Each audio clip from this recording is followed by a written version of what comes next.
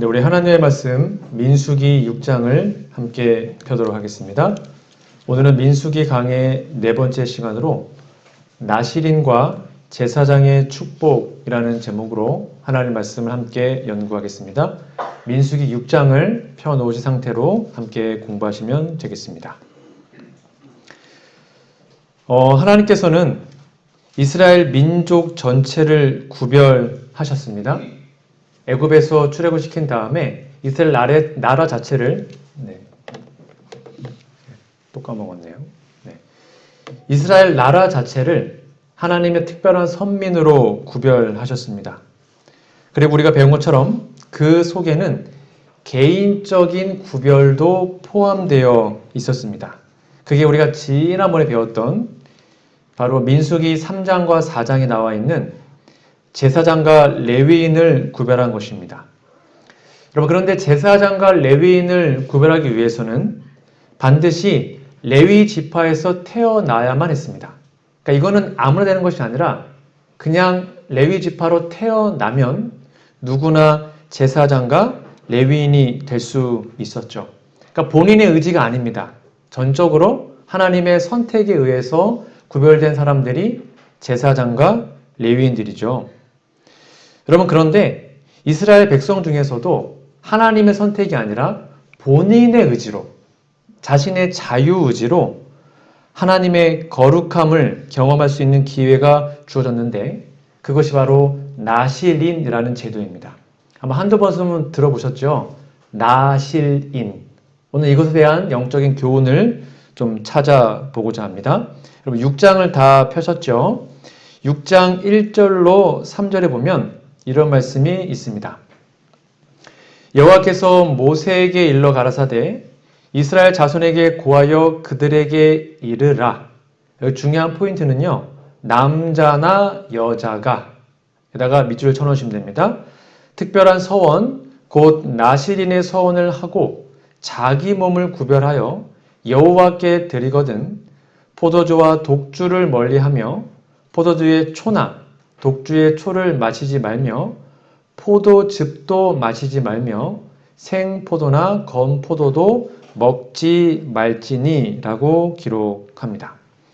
여기 나실인 제도의 가장 중요한 특징은요. 남녀의 구별이 없다는 겁니다. 여러분 구약 당시에는 보통 언약의 계승자 다 남자였습니다. 제사장들 다 남자였습니다. 레위인들도 다 남자였습니다. 그런데 이 나실인 제도는 남녀 구별이 없었습니다. 남자나 여자나 누구든지 원하기만 하면 자신의 선택으로 하나님께 거룩함을 드릴 수가 있었습니다. 그럼 왜 하나님께서 이러한 언약을, 이러한 나실인 제도를 만드신 걸까요? 다시 한번 근본적인 질문을 드려보겠습니다. 아까 말한 것처럼 이스라엘은 이미 전체가 하나님의 제사장 나라로 구별되었습니다. 출애굽기 19장에 나옵니다. 이미 구별된 민족입니다. 그리고 또 그 속에는 하나님의 선택을 통해서 거룩하게 구별된 제사장과 레위인이 이미 있었습니다. 그러니까 거룩하게 구별된 어떠한 인물들이 이미 있었습니다. 그런데 왜 굳이 뭐가 더 부족해서 나실인이라는 제도를 하나님이 세우셨을까요? 생각해 본 적 있으십니까? 읽으시다가 이거 왜 이런 제도를 왜 하셨을까요? 하나님께서 이미 다 있는데 거룩한 사람 다 있는데 왜 또 나실인이라는 제도를 만드셨을까요? 저는 이번에 말씀을 공부하면서 참 많은 생각을 하게 되었습니다. 여러분 나실인의 핵심은 이겁니다.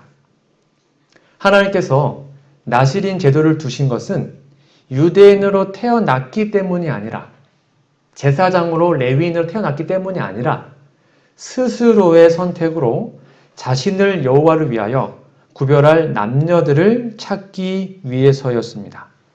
쉽게 말하면 이 당시의 유대인들은, 이 당시의 제사장 레위인들은 그냥 유대인이었으니까 하나님 믿었습니다. 제사장으로 태어났기 때문에 하나님을 선택하고 하나님의 예배를 드린 일을 하게 된 것입니다. 그런 거 말고 내 자신이 스스로 하나님의 은혜에 감동해서 하나님의 말씀에 감동해서 하나님의 어떠한 큰 사랑에 감동받아서 내가 스스로 나의 선택으로 하나님께 거룩한 삶을 드리고 싶다. 그러한 남녀를 하나님은 찾고 계셨던 것이죠. 그 제도가 나실인입니다. 그러니까 원래 태어난 게 아니라 나는 원래 부족하고 연약한 존재이지만 내 스스로 하나님을 좀 선택해서 더 잘 믿고 싶다라는 것이 나실인 제도인 것입니다. 이것은 오늘날 우리에게 시사하는 바가 굉장히 큽니다.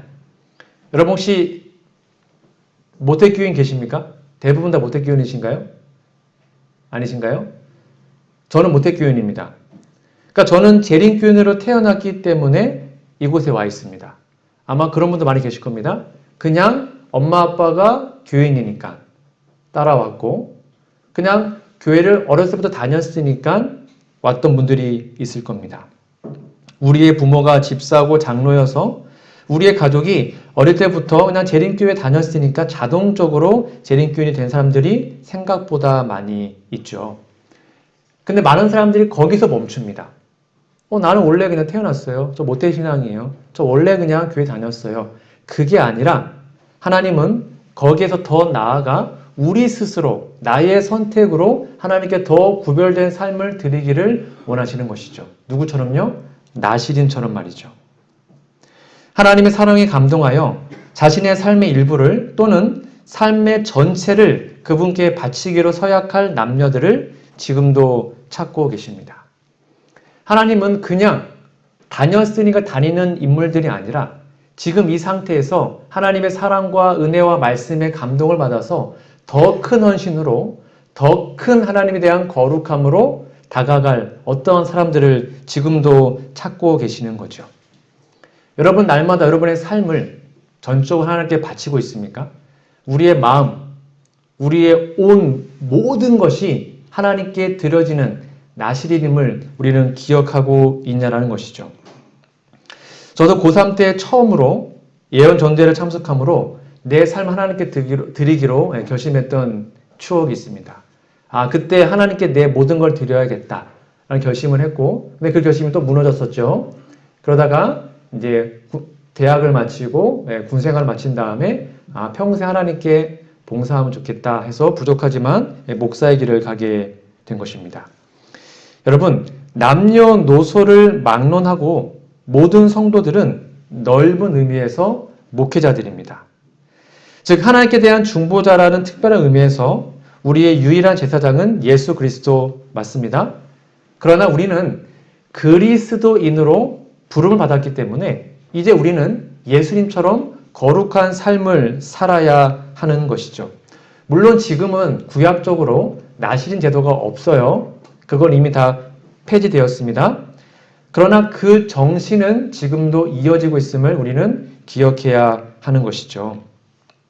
즉 하나님께 전문적인 목회자가 아닐지라도 내 삶이 그냥 일반 장로님 또는 집사님 아니면 그냥 평신도일지라도 우리가 우리의 삶에서 나의 모든 것을 하나님께 드리기로 결심하면 나실인처럼 우리는 거룩한 주님의 백성으로 구별될 수 있는 것이죠. 여러분 나실인들은 세상과 구별된 삶을 살아야 했습니다. 되게 까다로운 조건이 있었는데요. 크게 보시면 본문 말씀입니다.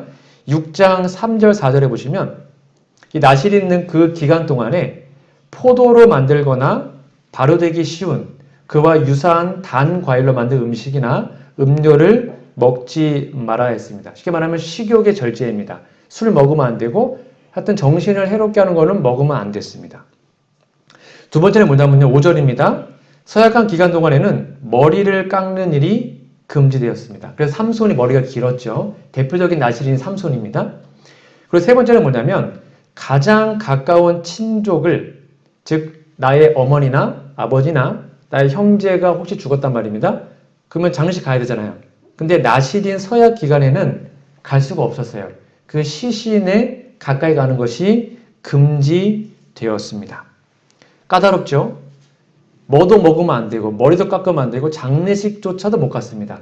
이렇게 까다로운 제도가 나실인이었습니다. 여러분 그런데 이 제도가 뭐와 되게 흡사하냐면 제사장들의 어떤 선택과 거의 똑같습니다. 자 보세요. 레위기 10장에 보시면 제사장들은 성막에 들어갈 때 포도주를 먹으면 안 됐습니다. 즉 나시린 포도주 먹으면 안 되었죠. 두 번째, 레위기 21장입니다. 대제사장도 가까운 친족의 장례식 참석할 수 없었습니다. 시체 가까이 가면 안 됐습니다. 똑같죠? 나시린과. 또한 머리카락이 하나님께 드려진 것은 대제사장의 머리가 특별히 봉헌된 것과 흡사합니다. 이처럼 나시린의 거룩함은 제사장의 거룩함과 그 맥을 같이 합니다.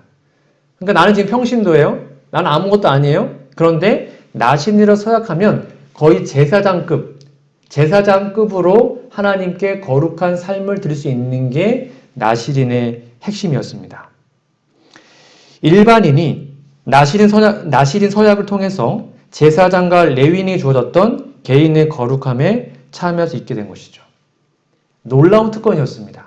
그것도 본인의 선택으로 그것을 할 수 있었습니다. 여러분, 거룩함이 무엇입니까? 거룩. 저희 이제 목사님들 사이에 전설적으로 내려오는 한 이야기가 있습니다. 한 목사님 계셨는데, 제가 이름은 모릅니다. 한 목사님이 계시는데, 그분은 잠잘 때도 와이셔츠를 입고 넥타이를 메고 이렇게 잠을 잤다고 합니다. 근데 동료 친구들이, 동료 이제 목회자들이 너 왜 그러고 있냐? 그랬더니 거룩해야지 목사가 이렇게 했다고 합니다. 전설을 내려온 이야기입니다. 여러분, 잠잘 때 넥타이 맨다고 그게 거룩한 것입니까?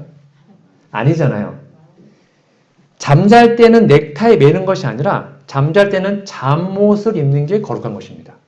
즉 거룩은 무엇이냐면 구별되는 것입니다. 구별되는 것. 그렇죠? 잠잘 때는 잠옷 입고 운동할 때는 운동복 입고 설교할 때는 양복 입고 그게 거룩한 것이지 잠잘 때 막 넥타이 맨다고 거룩한 것이 아니죠. 그것이 바로 거룩인 것입니다.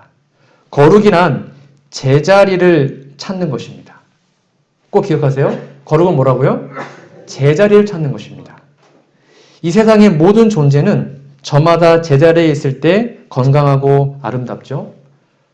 밥알이 밥에 있으면 참 아름답습니다. 먹음직스럽고. 근데 그 밥알이 얼굴에 묻어 있거나 옷에 묻어 있으면 보기가 흉하죠. 같은 밥알인데 자기 자리에 있을 때 그 밥알이 예쁘고 거룩하게 보이는 것입니다. 즉 나의 삶이 내가 지금 제자리에 있는지 안식일에는 어디 있어야 되는 거예요? 교회에 있는 게 나의 제자리입니다. 그게 거룩인 것입니다. 나의 삶의 중심이 제자리에 있는지 말씀 안에 있는지를 살펴야 합니다. 그게 거룩이에요. 그것이 바로 나시린 제도를 통해서 하나님은 우리에게 말씀하시는 겁니다. 교회에서 뭔 사업을 한다, 뭐 전도해야 한다, 뭐 어디 간다 하면 여러분 그 자리에 함께 하셔야 합니다. 그게 거룩이에요. 그것이 바로 내 자리를 찾는 것입니다. 우리는 지금 어디에 있습니까? 나시린과 제사장의 비슷한 점이 또 하나가 있는데요. 그것은 바로 그들이 드린 제물입니다. 지금 나시린과 제사장 제도가 거의 똑같습니다. 잘 비교해 보셔야 됩니다. 즉 나시린들은요. 자신이 서약한 봉사의 기간이 맞춰질 때 이제 어떤 기간을 정해요. 그 기간이 다 끝나면 그때 하나님께 예배 드리거든요. 그때 드렸던 제물이 속죄제, 번제, 화목제, 무교병 한 광주리, 고운 가루에 기름 섞은 과자들과 기름 바른 무교 전병들을 하나님께 드렸습니다. 자, 이거는 민수기 6장 13절부터 20절에 기록되어 있습니다. 제가 찾아오진 않았습니다. 여러분 꼭 한 번 더 확인해 보시고요. 여러분 그런데 이 똑같은 제물들이요. 레위기 8장에 보면 제사장들의 취임식 때 거의 그대로 드려집니다. 거의 똑같습니다. 그래서 정리 드리면 나시린의 제사는요. 그의 서약이 맞춰질 때 드렸습니다. 아까 그 여러 가지 제사 있죠. 근데 제사장의 제사는 그의 사역이 시작될 때 드려졌습니다. 내용 거의 똑같습니다. 다시요. 나시린은 뭐 할 때요? 맞춰질 때. 제사장은 그 사역이 시작될 때 그 아까 뭐 여러 가지 제물들을 하나님께 드린 것입니다. 여러분 이거는 예수님의 생애에 거의 그대로 적용됩니다. 그리고 우리의 생애에도 그대로 적용되어야 합니다. 예수님께서 이 땅에 인간의 모습으로 오셨죠. 그리고는 33년 반 동안 자신의 삶을 마치 나실인처럼 하나님께 거룩하게 구별하여 바쳤습니다. 그리고 그의 생애가 맞춰질 때, 나실인은 마칠 때 예물된다 그랬죠. 예수님도 그의 생애가 맞춰질 때 자기 자신을 예물로 십자가에서 드리심으로 하나님께 거룩한 제사를 드렸죠. 그리고 3일 후에 이제 부활하셨습니다. 그런 다음에 어디 가셨어요? 하늘에 가셨죠. 하늘에 가서는 예수님 이제는 대제사장으로서의 사역을 시작했습니다. 여기 보시면 제사장은 언제 드려요? 예물을? 사역을 시작할 때 드립니다. 그러니까 그런 의미에서 예수님의 십자가의 희생은 제사장의 위인식과 연결되는 것입니다. 그러니까 정리하면 예수님은요, 이 땅에서 헌신의 삶을 살았습니다. 나신인으로서. 그리고 그의 생애가 맞춰질 때 자신의 삶을 온전히 그분께 예물로 바쳤습니다. 그리고는 하늘로 가셔서 대제사장으로서 다른 사역을 시작하셨습니다. 그것의 중심이 바로 십자가라는 것이죠. 이것은 우리에게 오늘날 많은 것을 시사합니다. 요거 좀 같이 읽어볼까요? 그리스도의 십자가는 시작. 그리스도의 십자가는 우리를 나시인으로서의 헌신과 제사장으로서의 거룩함으로 초대한다. 예수님 십자가가 뭐라고요? 우리에게도 똑같은 것으로 똑같은 모습으로 살라고 초대하는 것입니다. 첫 번째는 우리도 예수님처럼 내 삶의 전부를 하나님께 드리는 나실인으로 헌신하는 것입니다. 그리고는 이 시대의 제사장으로서 거룩한 생애를 사는 것이죠. 헌신 드리는 것은 첫 번째의 우리의 신앙의 시작이고, 그리고 신앙생활 내내는 그 거룩함을 유지하며 사는 성도로 살아가는 것이죠. 이것이 바로 나실인 제도의 핵심이었습니다. 물론 지금은 나실인 제도가 없지만 이 정신은 오히려 확장되었습니다. 지금은 제사장이 없지만 오히려 성경에서 신약에서는 모든 교회가, 모든 성도들이 이 시대의 제사장이라고 우리에게 말하고 있죠. 그래서 그 두 가지가 이렇게 나와 있는 것입니다. 로마서 12장 1절, 이것이 바로 나실인으로 우리의 삶을 드리는 것입니다. 너희 몸을 하나님이 기뻐하시는 거룩한 산 제사로 드리라. 예수님이 자신의 삶의 모든 것을 그분께 제사로 드린 것처럼 말이죠. 그 다음에 그렇게 드렸으면 이제 우리 어떻게 살아야 되는가? 여기입니다. 오직 너희는 택하신 족속이요 왕 같은 제사장들이요. 이제는 거룩한 생애를 살아가는 것이죠. 이 땅에서 하나님의 제사장으로요. 날마다 나실인처럼 내 자신을 하나님께 바치는 삶을 살고 제사장처럼 거룩하게 구별된 삶, 내 자리가 좋은데 있는 곳에 있는 삶을 사는 저와 우리 모두가 되기를 간절히 바랍니다. 그게 바로 나실인의 핵심입니다. 6장 후반부에 보면 이제 제사장의 축복이 좀 나오는데요. 이 말씀도 오늘 공부하면서 참 많이 은혜를 받았습니다. 여러분, 제사장은 이스라엘에 있어서 참 중요한 존재였습니다. 제사장은 없어서 안 되는 중요한 존재였는데, 왜냐하면 하나님께 예배를 드리는 역할이 바로 제사장들에게 있었기 때문이죠. 죄인들이 스스로 하나님께 나아갈 수가 없었습니다. 그래서 그 중간 역할, 그 중보자의 역할을 제사장들이 했습니다. 이러한 이유로 제사장은 그 존재 자체가 하나님께 복이었습니다. 그러나 그 존재만으로도. 그런데 하나님은 그 제사장들에게 더 큰 것을 명령하셨습니다. 그게 뭐냐면, 이건 명령입니다. 하나님께서 제사장들에게 너 이스라엘 백성들을 축복해라 라고 명령했습니다.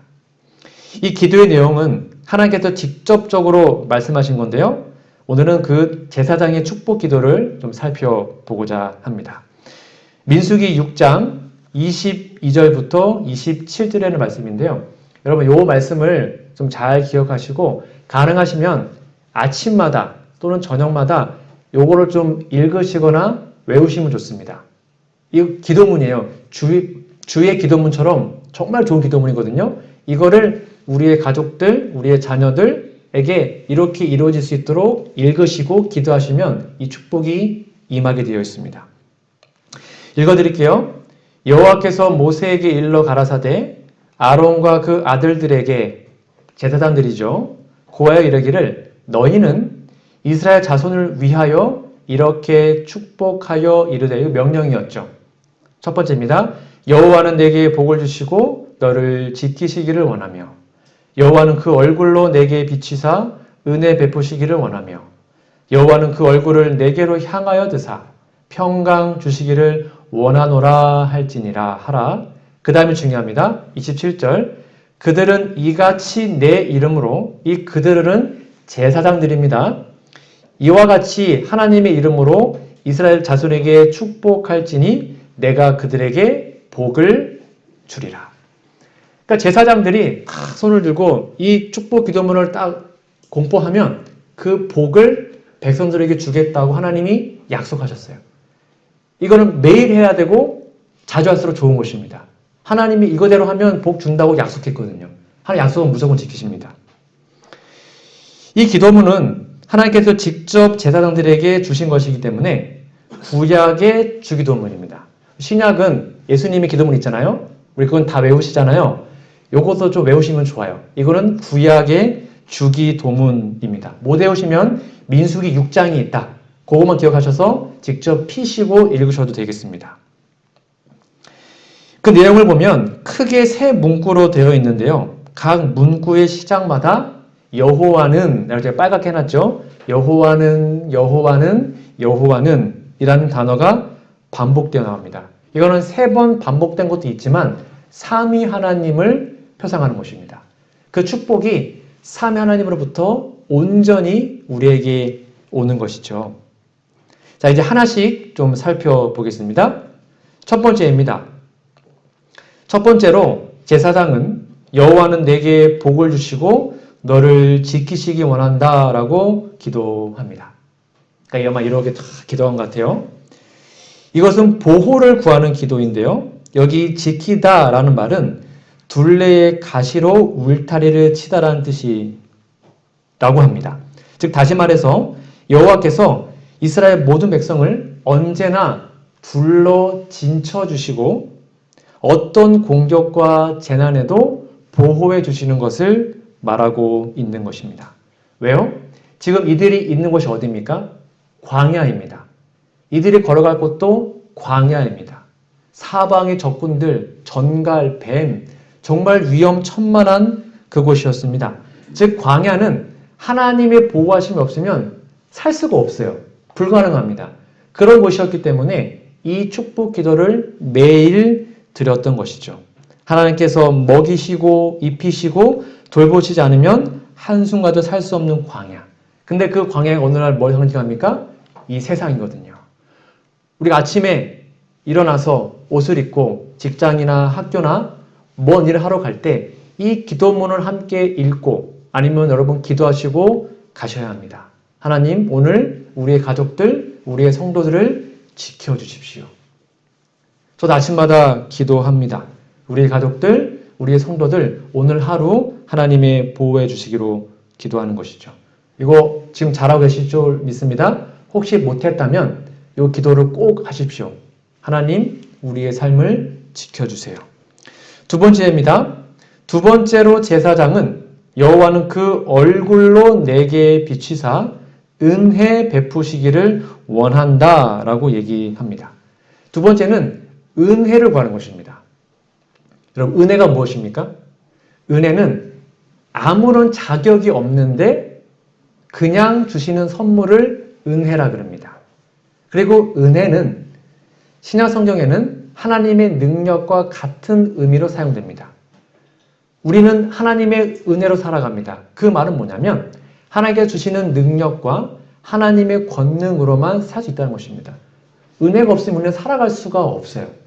그런데 여기 보니까 하나님이 은혜를 베푸시는데 어떻게 한대요?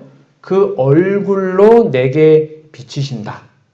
여러분 성경 읽다 보면 하나님의 얼굴을 비친다 라는 것은 하나님께서 축복을 주신다는 표현입니다. 근데 얼굴을 감추었다라는 것은 하나님께서 그 사람을 떠났다는 표현입니다. 그래서 예수님 십자가에 달려 돌아가실 때 아버지가 어떻게 했습니까? 하나님이 얼굴을 돌리셨잖아요. 그게 그분의 마음을 찔렀거든요. 시편도 나오고요.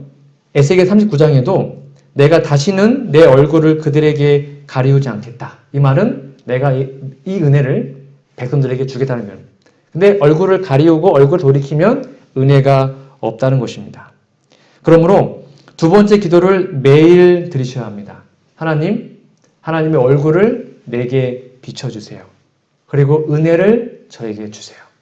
이것이 우리가 아침마다 드려야 할 축복 기도인 것입니다. 왜냐하면 우리는 싫으면 뭐부터 돌립니까? 흥! 하고 삐지면 얼굴 돌리잖아요. 그렇죠? 얼굴 돌리면 그 사람하고 관계가 안 좋은 것입니다. 근데 사랑하면 그 얼굴을 계속 보게 되죠. 하나님이 우리에게 얼굴을 돌이키면 끝나는 것입니다. 하나님 저에게 얼굴 돌이키지 마시고 그 얼굴을 저에게 비춰주세요. 저에게 은혜 주세요. 라고 꼭 기도하시기 바랍니다. 세 번째입니다. 세 번째로 제사장은 여호와는 그 얼굴을 내게로 향하여 드사 세 번째가 제일 중요한 기도입니다. 평강 주시기를 원한다 라고 기도합니다. 세 번째는 평강을 구하는 기도인데요. 여러분 평강은 그냥 아무 일도 안 하는 상태가 아니고 하나님께서 우리에게 줄 수 있는 최고의 축복의 절정이 평강입니다. 예수님이 십자가에서 죽으셨잖아요. 그 3일 만에 부활했습니다. 부활한 다음에 그의 제자들을 만나셨습니다. 그때 예수님의 첫 마디가 뭐였죠? 너희에게 평강이 있을지어다. 이건 대단한 말이었습니다. 왜 예수님 부활하자마자 가장 그 말씀을 첫 번째로 했을까요? 그게 가장 필요한 축복이었거든요. 우리의 마음의 평강이 깨진 이유가 무엇입니까? 평강은 죄와 관련이 있습니다. 아담과 하와가 평강이 있었습니다. 죄 짓기 전에는요. 근데 그들이 선악과를 따먹고 나자 가장 먼저 느꼈던 감정이 하나님을 두려워해서 나무 뒤에 숨었죠. 즉 하나님이 나에게 평강을 준다는 것은 죄의 문제를 다 해결해 준다는 것을 전제로 깔고 있는 것입니다. 이해되시나요? 내 마음속에 죄책감, 죄의 문제가 다 사라지면 평강은 당연히 오는 것입니다. 내 마음속에 어떤 해결되지 않는 죄가 아직도 있다면 평강은 불가능합니다. 절대 불가능합니다. 그래서 하나님께 기도하기를 하나님 저에게 평강 주세요 라는 말은 하나님 저희 죄를 다시 한번 용서해 주시고 제 마음속에 있는 모든 죄책감, 죄의 짐, 무거운 짐을 다 가져가 주세요 라고 기도하는 것이죠. 그때 비로소 우리는 그 누구도 범접할 수 없는 하늘의 평강을 맛보게 됩니다. 그게 믿음의 절정이고요. 그게 신앙생활의 전부입니다. 다시 한번 말씀드리지만 우리가 매일매일 살아가는데 마음의 평강이 없으면 내 신앙에 문제 있는 것입니다. 100%입니다. 그런데 내 마음속에 평강이 있어요. 돈이 없어도 기쁘고 돈이 많아도 기쁘고 그렇다면 여러분 믿음은 잘 준비된 것입니다. 그걸로 내 상태를 확인하시면 돼요. 혹시 평강이 없다면 괜찮습니다. 뭐 하면 되는 거예요? 하나님께 기도하면 돼요. 하나님 저에게 평강을 주십시오. 제 마음속의 죄를 제거해 주세요. 이렇게 날마다 기도하는 것이죠. 이렇게 기도를 하면 여호와는 너에게 복을 주시고 여호와는 은혜 베풀어 주시고 지켜주시고 여호와 너에게 평강을 주겠다라고 기도하면 그 다음입니다. 27절 이같이 내 이름으로 이스라엘 자손에게 축복할지니 하나님 우리를 뭐 하신다고요? 축복하겠다라고 약속하셨습니다. 뭐의 능력으로요? 이름입니다. 하나님의 이름의 능력은 이렇게 큰 힘이 있는 것입니다. 우리는 지금 하나님의 이름으로 일컬음을 받는 사람들이 되었습니다. 우리 이름이 뭐라고 했어요? 하나님을 믿으면 우리 이름이 바뀐다고 그랬습니다. 기억나시는지요? 저 여러분의 모든 이름은 똑같습니다. 그리스도인입니다. 그게 침례받은 사람들에게 부여된 새로운 이름입니다. 그 말은 이제 우리는 그리스도의 이름으로 무엇인지 구하면 하나님이 준다는 것을 약속하고 있는 것입니다.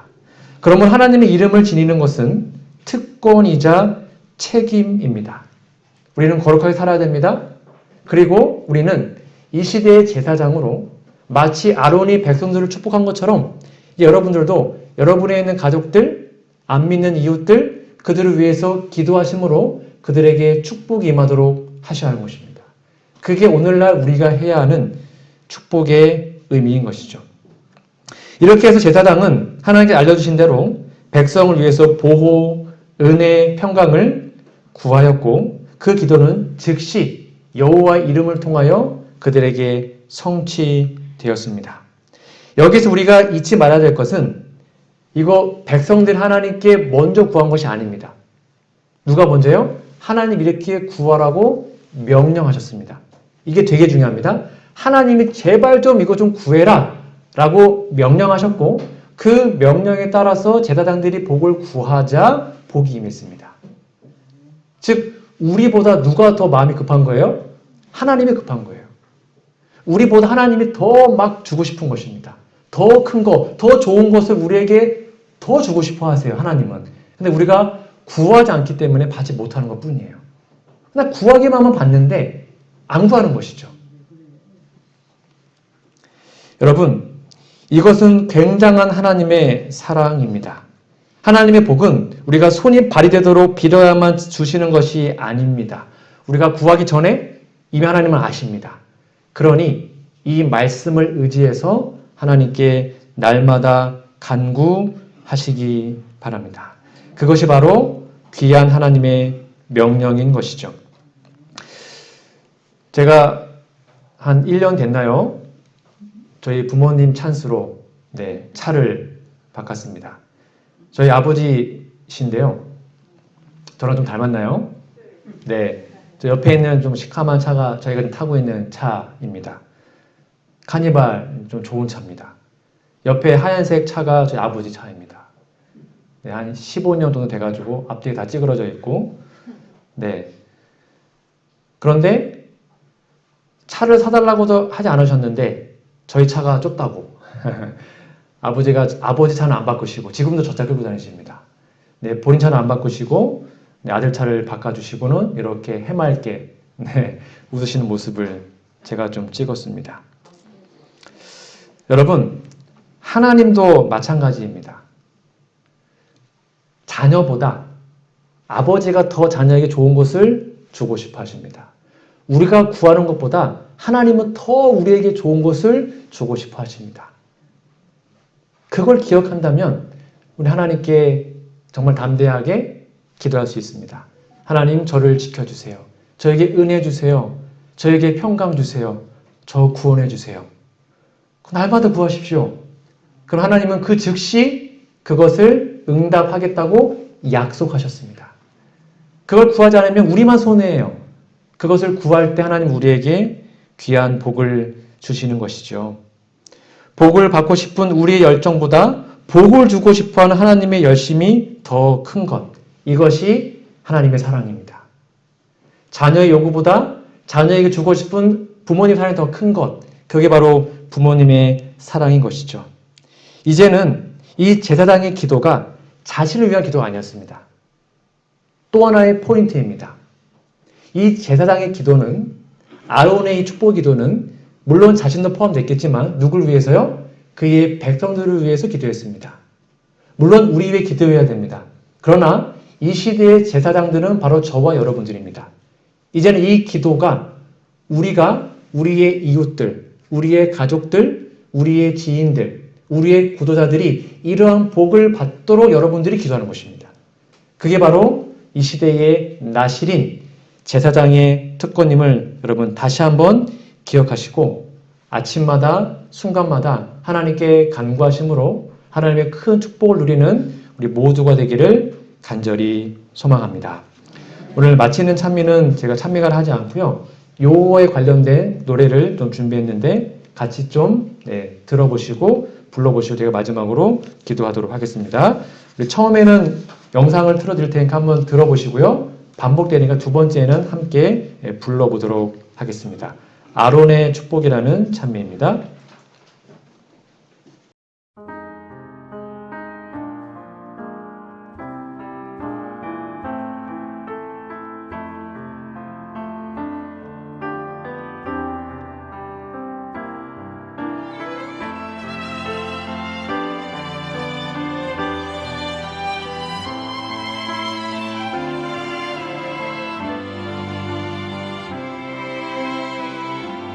여호와는 내게 복을 주시고 너를 지키시기를 원하며 여호와는 그 얼굴로 내게 비추사 은혜 베푸시기를 원하네. 여호와는 내게 복을 주시고 너를 지키시기를 원하며 여호와는 그 얼굴로 내게 비추사 은혜 베푸시기를 원하네. 여호와는 내게 복을 주시고 너를 지키시기를 원하며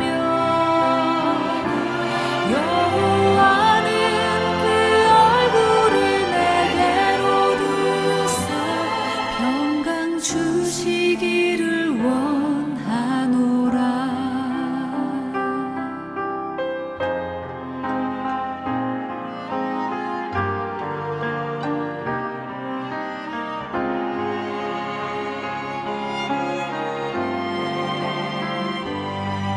여호와는 내게 복을 주시고 너를 지키시기를 원하며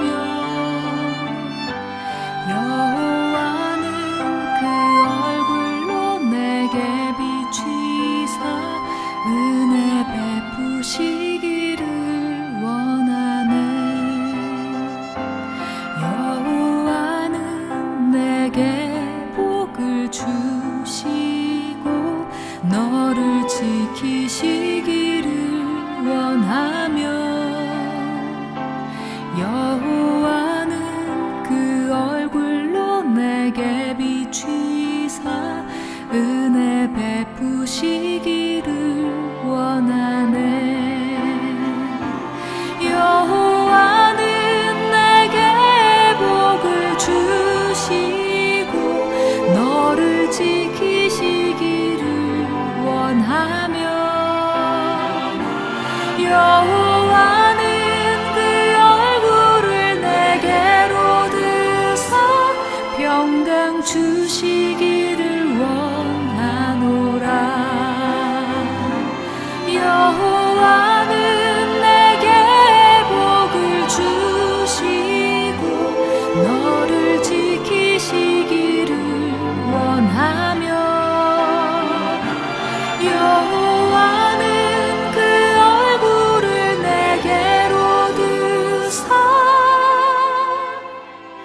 평강 주시기를 원하노라.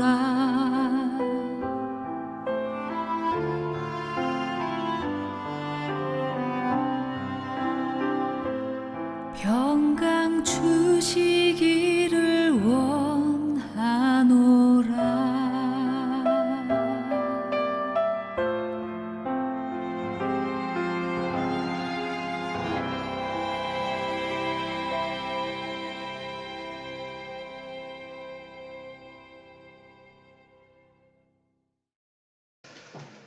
거룩하신 하늘아버지, 오늘 나실인 제도와 아론의 축복, 귀한 기도를 배우게 하시니 감사합니다. 그냥 모태신앙이니까 교회 다녔으니까 교회 다닌 사람들이 아니라 다시 한번 더 깊은 헌신과 더 깊은 구별된 삶으로 나아가기 원하오니 우리의 몸과 마음을 받아 주시옵소서. 또한 아침마다 이 귀한 아론의 축복을 이 귀한 기도문을 저희가 하나님께 드리기 원합니다. 우리에게 평강 주시고 은혜 베풀어 주시고 지켜주시고 무엇보다 하나님의 얼굴의 빛을 우리에게 날마다 비춰 주시옵소서. 이 시대의 제사장으로 이제 우리만을 위해서 구하는 것이 아니라 우리의 가족들, 지인들, 구도자들, 이웃들을 위해서도 축복 기도해주는 이 시대의 진정한 제사장들이 우리 모두가 될 수 있도록 인도해 주시옵기를 예수님의 이름으로 간절히 기도합니다. 아멘.